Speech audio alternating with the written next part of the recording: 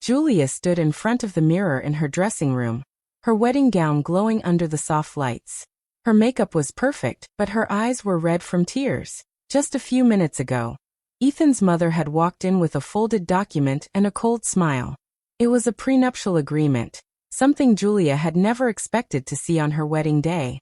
Her hands trembled as she held the papers. "What is this?" she asked, her voice weak. "A simple formality, Margaret," Ethan's mother said smoothly. "Just something to protect the family." Julia felt her stomach twist. Protect the family from what? From her? She could already hear the whispers of the guests outside, the sound of laughter and clinking glasses. Everything was supposed to be beautiful, perfect, but now she felt small and humiliated. Ethan walked in a few moments later, looking uneasy. He avoided her eyes as he said, "It's just a formality, Julia. You know how my family is. Please don't make this a big deal. We can't delay the ceremony." Julia stared at him, searching his face for the warmth she had always seen there. Instead, she saw worry, not for her, but for the scene this might cause. She wanted to scream, to ask why he hadn't warned her, why he was letting this happen. But instead, she swallowed her pain and gave a small nod.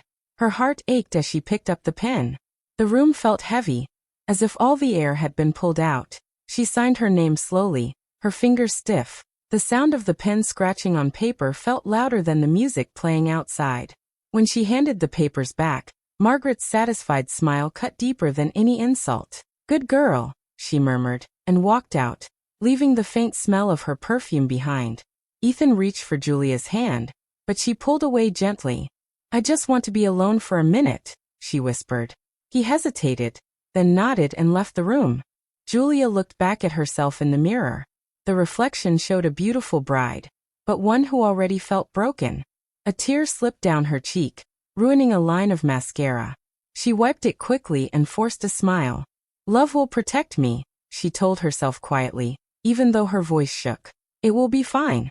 But deep inside, she wasn't sure anymore. As she picked up her bouquet and turned toward the door, her mother's voice echoed in her mind, words she had heard years ago. "Never sign anything love didn't read first." Julia's heart clenched. She wished she had listened. But it was too late now. The music was playing. The guests were waiting. And she had a wedding to attend. Even if her heart already knew it had begun with a lie. Julia grew up with a single mother, Marlene, in a small apartment on the quiet side of town. Life was not easy, but her mother made sure Julia never went to bed hungry.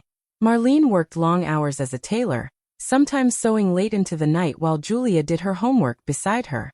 From her mother, Julia learned two things: how to work hard and how to stand tall even when the world tried to push you down.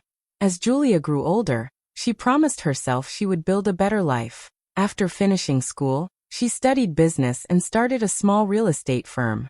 It began with just one desk, one computer, and a big dream. For years, she went door to door, convincing people to trust her with their properties. Some laughed at her youth. Others admired her courage. Slowly, her honesty and determination brought her success. One evening at a business conference she met Ethan. He was different from the men she had met before. Confident, polite, with a calm smile that made her heart race. He was a lawyer from a rich family, but he didn't act proud or distant.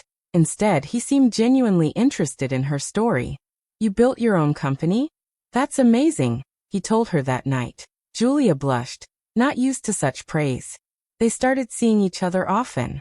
Ethan sent her flowers, showed up at her office with lunch, and always treated her like she was special. For the first time in her life, Julia felt seen. Not as a poor girl trying to make it, but as a woman worthy of love. He told her he admired her independence and hard work. She told herself that his family's money didn't matter. What mattered was their love. But love, Julia later learned, can be blind. The first time she met Ethan's mother, Margaret, she sensed something cold behind her smile. Margaret was graceful, elegant, and sharp-eyed. The kind of woman who could say something cruel without raising her voice. "So you run a small business?" she had asked, sipping tea. "How ambitious." Julia smiled politely, pretending not to notice the insult. She wanted to be accepted, to show she was good enough for Ethan's world.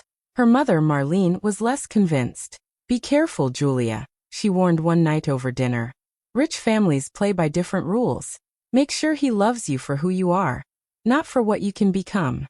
Julia laughs softly. He's not like that, Mom. Ethan's different. And for a while he was. Their wedding was beautiful, filled with flowers and laughter. Julia believed it was the beginning of a fairy tale. But slowly, things began to change. Ethan became busier, more distant. He started speaking to her in the same polished, detached tone his mother used. When Julia tried to discuss her work, he would say, "Maybe you should slow down a little. You don't need to prove anything anymore." It was meant to sound caring, but it felt like control. Sometimes at family gatherings, Margaret would make comments in front of others. "You must be tired, dear. Running a company can be too much for some women." The others would laugh lightly, and Ethan would stay silent. That silence hurt more than the words. Julia tried to ignore the growing tension. She told herself that marriage wasn't perfect, that people changed. But deep down, she missed the man who had once held her hand proudly in public, who had admired her courage and strength. Now when she spoke, he barely listened. When she reached for him, he turned away. At night, lying awake beside him, Julia often thought about her mother's words.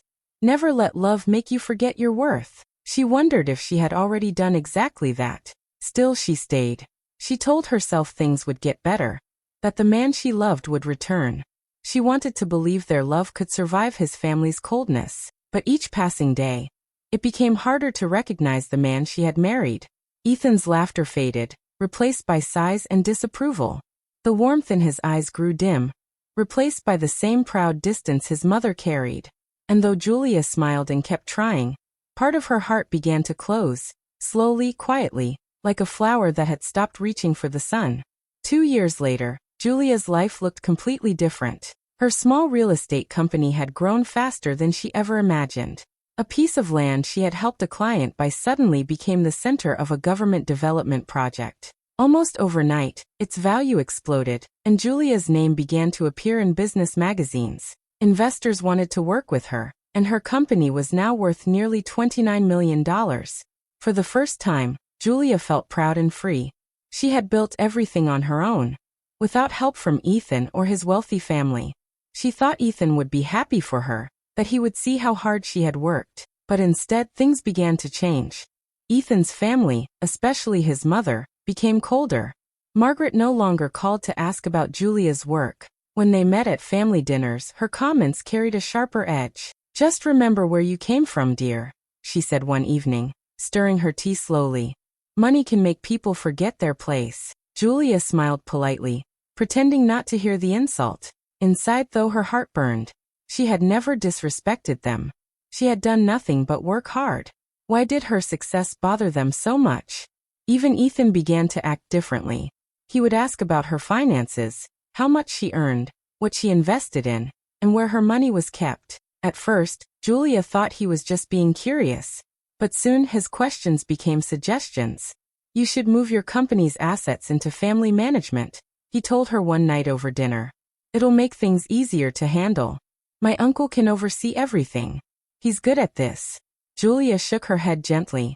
"Thank you, but I have a team that handles my finances. Everything is fine the way it is." Ethan frowned. "Julia, you're being stubborn. You don't understand how these things work." She looked at him quietly.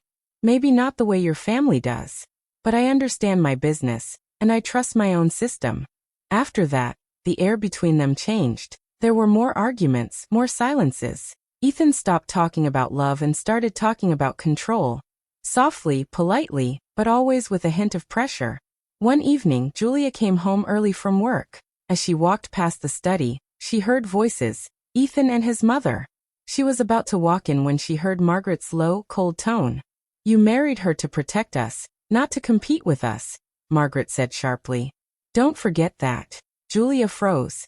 There was a short silence before Ethan replied, his voice tired. "Mother, it's not like that." "She's not." "She is, Ethan," Margaret interrupted. "Look at her now. She's growing too confident. We gave her a name, a position, and she's using it to rise above her place. That's not what we agreed to." Julia's hands trembled. She felt her chest tighten as her heart pounded. "What we agreed to? Protect us?" The words echoed in her head. Suddenly, everything made sense. The prenup, the cold glances, the false kindness. They had never trusted her. They had only wanted to control her. She stepped back quietly, her eyes stinging with tears. For years, she had believed love would be enough to earn their respect. But now she saw the truth.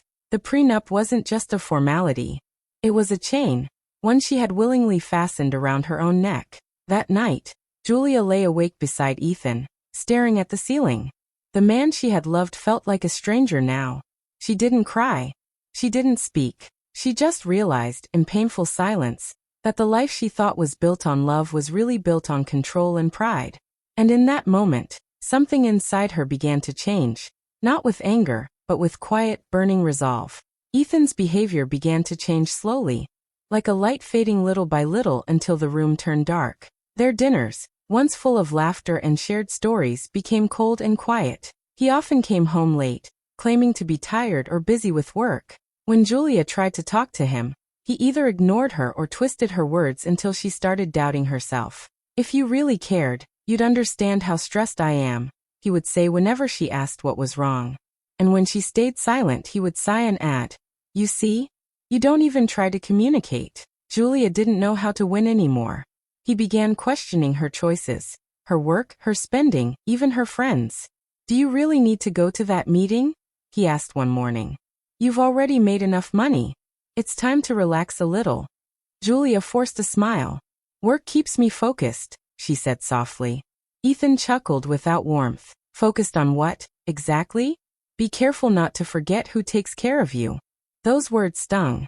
She wanted to remind him that she had built her business long before she became his wife. But she kept quiet, too tired to argue. Weeks turned into months, and the distance between them grew wider.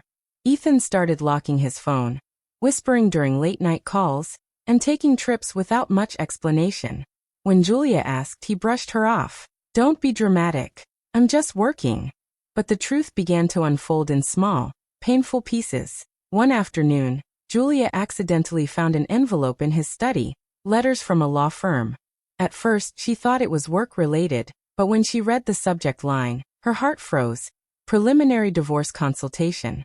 Her hands shook so badly she could barely breathe. Why would he be speaking to lawyers? What had she done to deserve this?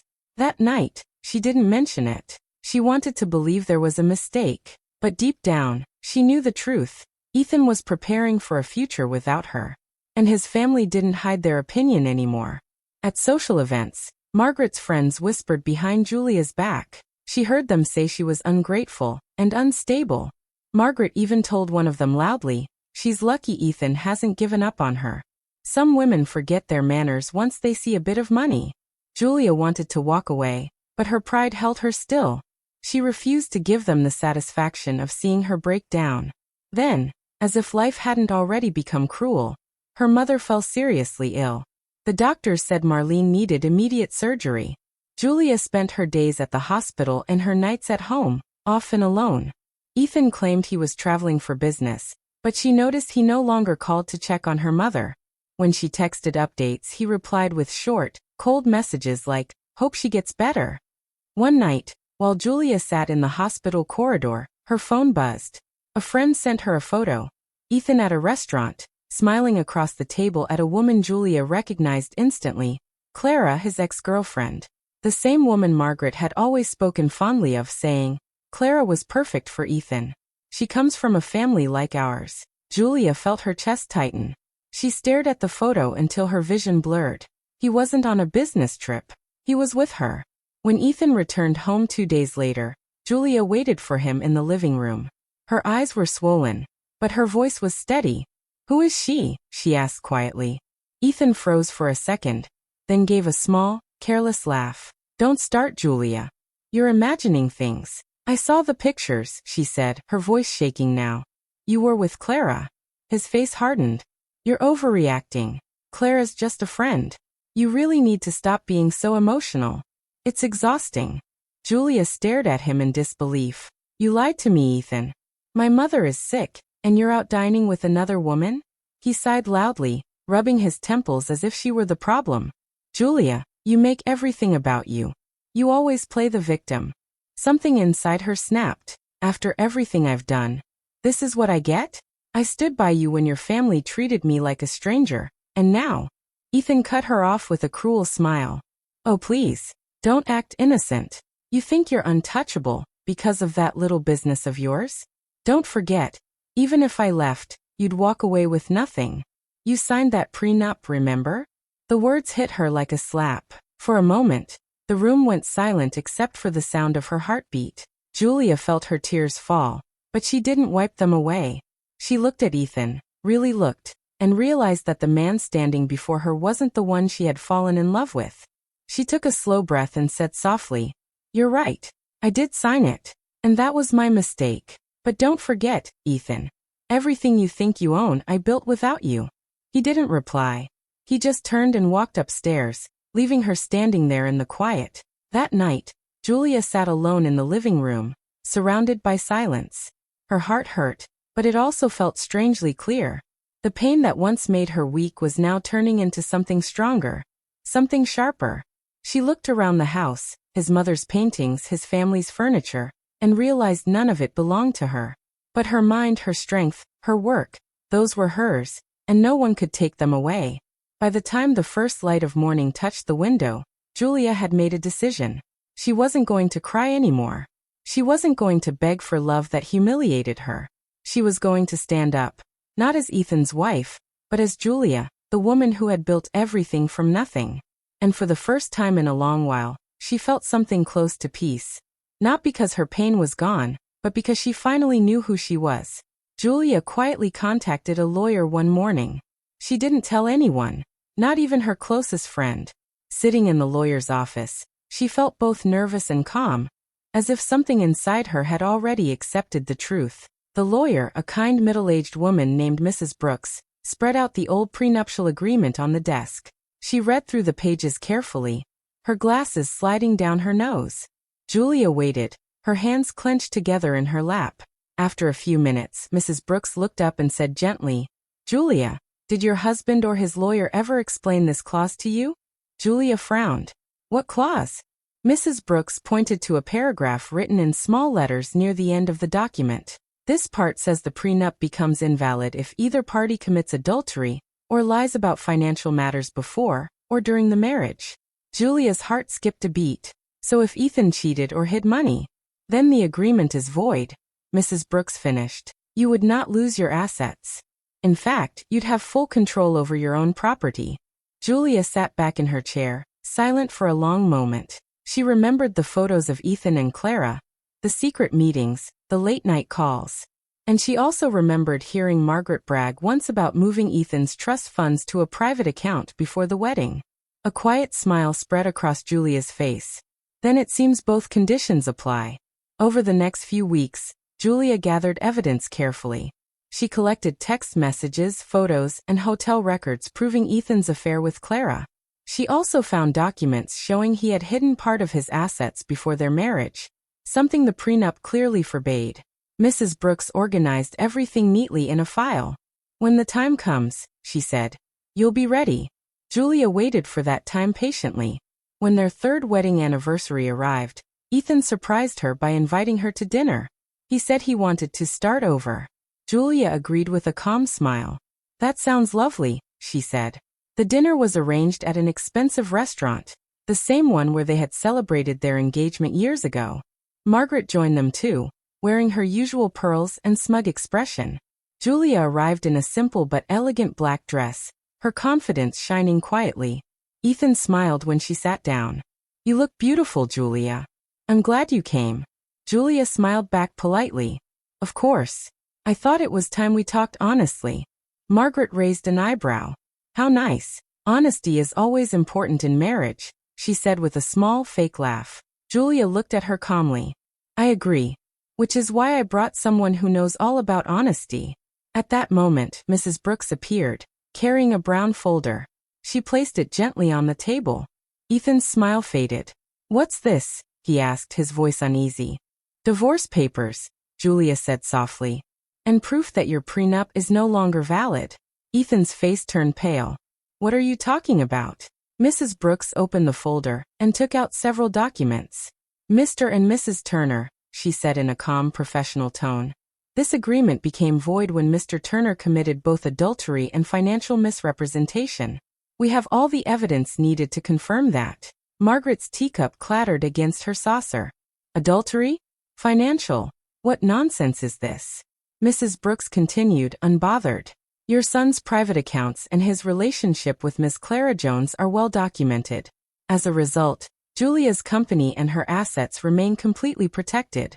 In fact, due to her business's structure, not a single dollar of her wealth falls under this marriage. Ethan's face twisted in shock. You can't do this, Julia, he shouted, his voice breaking. You signed the prenup. You can't just. Julia stood up slowly, her eyes calm and steady. Yes, I signed it. But you broke it. You and your mother treated me like I was beneath you. You thought you could control me, but you forgot something important. I built my life with my own hands. Margaret opened her mouth, but no words came out. Her face went red as she stuttered. You planned this? Julia smiled softly. No. You did the moment you handed me that paper on my wedding day.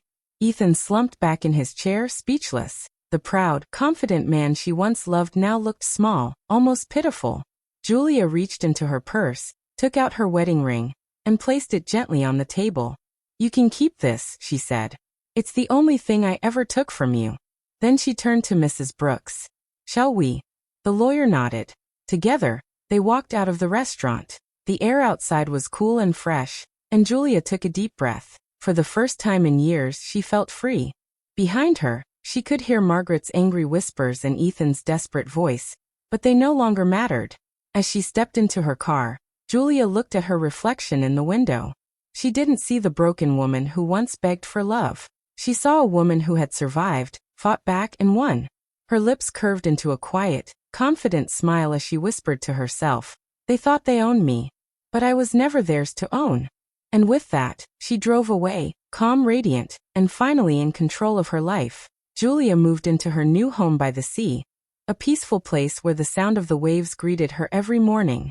The house was simple but full of light, with large windows that looked out over the blue water. It was her dream home, one she bought with her own money, earned through years of hard work and determination. Every day, Julia walked along the shore, feeling the cool sand under her feet. The sea breeze felt like freedom, washing away the pain of her past. She no longer woke up to arguments or cold silence. Instead, she woke up to peace, something she hadn't felt in a long time. Her mother, Marlene, was recovering slowly. After her surgery, Julia brought her to live by the sea too. Some evenings, they sat on the porch together, sipping tea and watching the sunset. You did well, my daughter, Marlene would say, smiling proudly. You found yourself again. Julia would smile softly and reply, Yes, Mama. I finally did. The divorce was finalized not long after. Julia kept her company, her savings, and her peace of mind. Ethan, on the other hand, faced scandal after his affair became public. News spread that he had also lied about certain financial dealings in his law firm. Soon he was suspended and his reputation ruined. Julia didn't celebrate his downfall. She didn't need to. She had already moved on. Months later, a letter arrived in her mailbox. It was from Ethan. The handwriting was shaky, the paper slightly crumpled. In it, he apologized for everything. The prenup, the betrayal, the way he let his family treat her. He wrote, You deserved better, Julia. I see that now. Julia read the letter once, folded it neatly, and placed it in a drawer without replying. She didn't need to say anything. Her silence was her answer, calm, strong, final. With time, Julia's business grew even more successful. But her goals had changed. She no longer cared only about profit. She wanted to help others rise too. She started a foundation to support women-owned startups, giving small loans and mentorship to young entrepreneurs. Many of them came from humble backgrounds like hers, full of talent but lacking opportunity.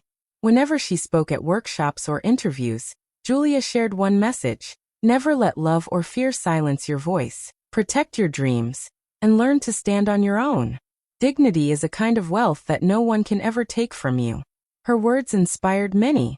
People began to see her not just as a successful businesswoman, but as a symbol of courage and independence. On quiet nights, Julia sometimes sat on her balcony, listening to the waves crash softly against the rocks. She thought about everything she had lost, and everything she had gained. The pain had changed her, but it hadn't broken her. It had made her stronger, wiser, and free. As the moonlight shimmered over the water, Julia whispered to herself with a peaceful smile, "I may have walked through fire, but I came out shining." And in that moment she knew, her past no longer defined her. Her life, her peace, and her strength were finally her own. Julia visited her mother's grave on a quiet Sunday morning. The sky was soft and gray, and a gentle breeze moved through the trees. She carried a bouquet of white roses, her mother's favorite. Kneeling down, she placed the flowers carefully on the grass and brushed her hand across the name carved in stone. For a moment, she said nothing. She just stood there, feeling the calm silence of the place. Then with a trembling smile she whispered, "You were right, Mom. Love isn't blind. It just needs courage to see." Her voice broke slightly, but there were no tears this time. Only peace. Her mother had taught her strength, and now Julia finally understood what that truly meant. After a while, she walked back to her car. As she drove away, she passed the old mansion where she had once lived, the grand house where she used to feel so small and unwanted. The windows were closed, the garden overgrown. It no longer looked powerful or beautiful, just empty. Julia slowed down for a moment, looking at it through the car window. There was no anger in her heart anymore, only a quiet sense of victory. She smiled softly and whispered, "Goodbye." As she drove toward the open road by the sea, the sun broke through the clouds, filling her car with light. Her voice echoed in her mind, calm and strong. The voice of a woman who had finally learned her own worth. "They thought a signature could define my value. But my worth was never ink on paper. It was fire in my spirit." The wind rushed through the open window, lifting her hair as she smiled, peaceful, free, and unstoppable. Julia didn't just survive her story. She rewrote it. Besties. Two hearts, thanks so much for watching till the end. Don't forget to like, drop a comment, and hit that subscribe button for more amazing stories. See you in the next one. Bye. Cherry Blossom Sparkles.